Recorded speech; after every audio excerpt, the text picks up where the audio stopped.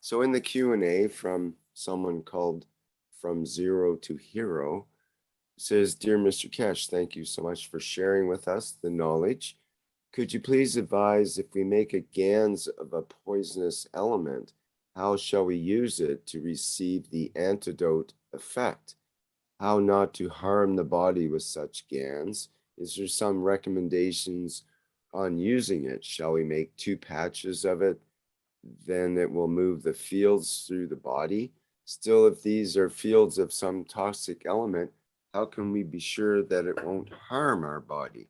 Could you please advise if we make a GANS of a mushroom which attack the body, could such GANS help our body to become clean of the mushroom? Thank you very much. There are different ways of approaching this, and the Keshe Foundation has looked at this many times. There is an essence of understanding what a poison is. And in a way, when you take a poison from a living thing like a snake, or you take a poison from what I call a parasite like a mushroom, it's 2 different ways. It's understanding how the energy is absorbed and what energy they absorb. It's not the antidote, it's the knowledge of the fields which they deliver. When we receive a bite from a snake which can kill, why does it travel through the body so fast? What does it affect? How can you stop? How can you reverse? How can you be there to bring a change?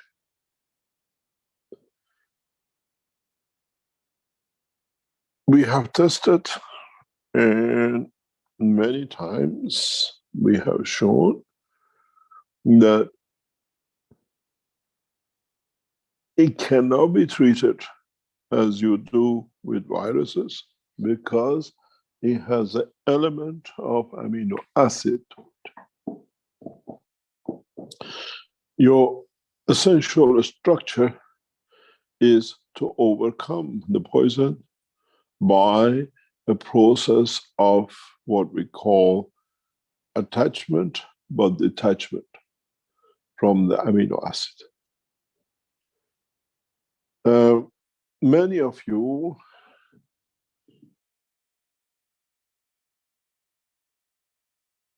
work with understanding of the connection with the poisons, with everything else.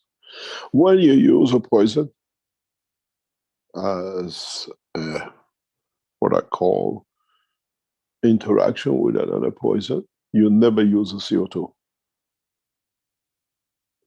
except in some special cases. You make sure there is no connection with amino acid, because you try to separate an amino acid connection with a body which is traveling fast. You try to disconnect from the connection. In these cases, you have to understand what a poison does. A poison in the body, which creates cramp or paralysis or whatever, it changes salt content of the body. You've seen it. When you change the salt, you get different structure of the ganses. You get different energy transfer. When you're facing with poisons in these levels, you use whatever you think is the basis of the poison and salt.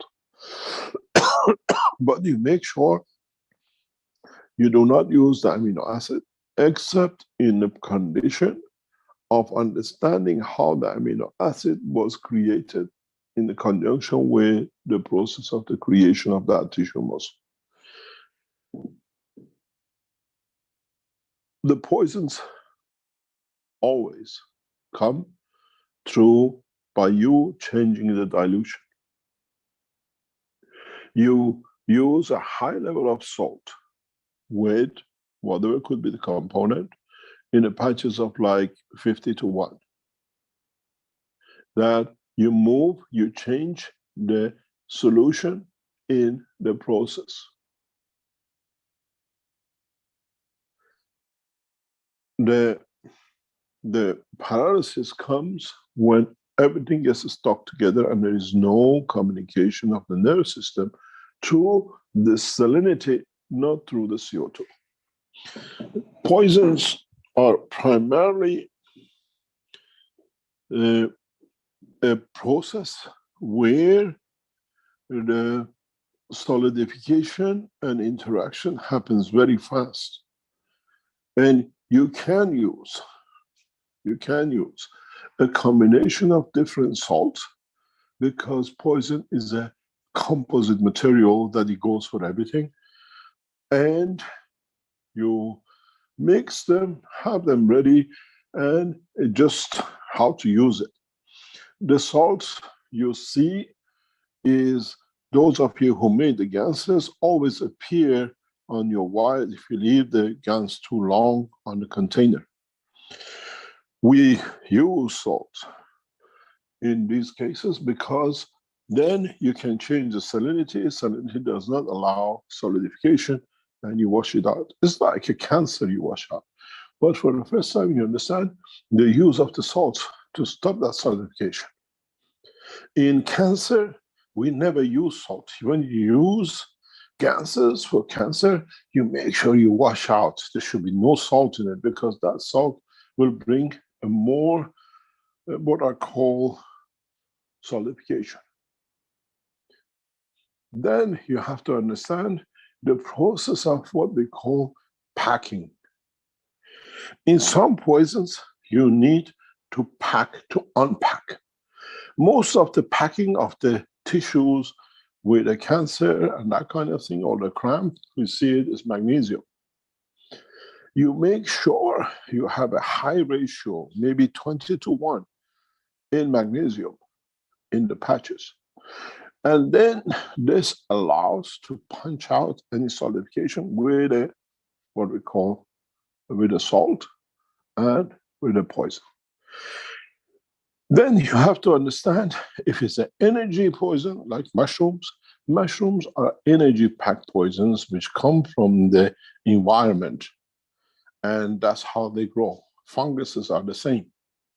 They don't connect, but when you see the roots in them, it's just gathering energy, and that is extension. But especially with what we call funguses, they are the same as the viruses, but they have an amino acid connection to the what we call the environment, not to a body. That's why they can grow anywhere. So you never use salt or magnesium in the cancer cases, unless in a specific ways for specific cancers. And these are, again, debatable. In the future, we open more of it. But essentially for poison, you need GAN salts, not salts from the table or whatever else. And even with our research labs, we send them kilos, half a kilos of different GAN salts we hold. We always try to hold GAN salts because it is part of what we call stepping stone for declocking. If you go back to if you remember the pictures of the breast cancer which opened up, this should not happen. Originally, when we did, it happened. But now we understand we can get rid of the cancer. We can get rid of the tumor itself in the middle, but the housing cannot stay. And this can only be done when you keep the salinity very tightly controlled in the field interactions. You will not die of the cancer because there is no center for it. But with controlling the salinity, you can keep the case. There's nothing in it.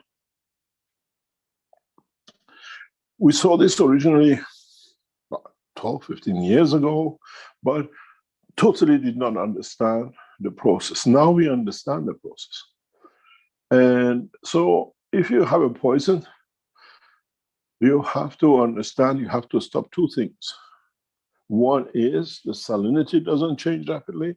Secondly is the solidification doesn't happen rapidly. Then you can walk away from any poison. What materials you use, because it touches the neural system, zinc has to be part of it. Then you have to understand what is the diet of the animal which bites you.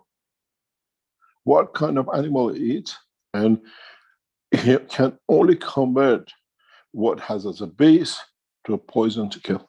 And then you understand how to make what we call antipoisons. And you need to have things ready. You cannot just jump and do. In the future, I'm sure the Keshe Foundation will deliver different kind of antipoisons through the gas technology. As I said, we are building up the universities, and these are part of the research which will come up very soon.